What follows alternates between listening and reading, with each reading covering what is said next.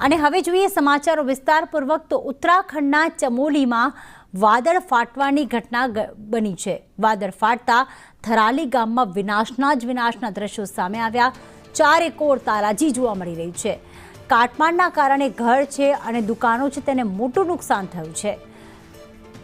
સાગવારામાં કાટમાળમાં દટાતા એક યુવતીનું મોત પણ નીપજ્યું।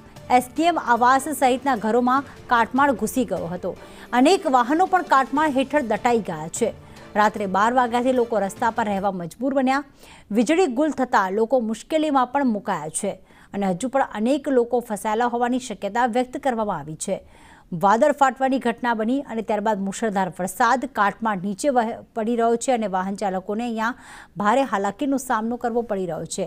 ઘર છે, દુકાનો છે તે કાટમાળ નીચે દટાઈ ગયા। આ ઉપરાંત કાટમાળના કારણે એક યુવતીનું મોત પણ નીપજ્યું છે। હજી પણ અનેક લોકો ફસાયેલા હોવાની શક્યતા છે કારણ કે એ આખું રહેણાંક વિસ્તાર હતો। એસડીએમ આવાસ જ્યાં આવેલું છે ત્યાં પાણીની સાથે કાટમાળનું પૂર પણ આવી ગયું હતું।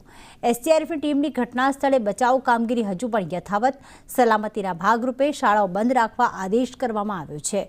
તો જે પ્રમાણે મકાનો પાયામાંથી ઉખડી ગયા છે તેવા દ્રશ્યો જોવા મળી રહ્યા છે। તમામ આસપાસ જે એસડીએમ આવાસ હતા તમામ તહેસ-નહેસ થઈ ગયા છે। વિનાશના તારાજીના દ્રશ્યો અત્યારે સામે આવી રહ્યા છે।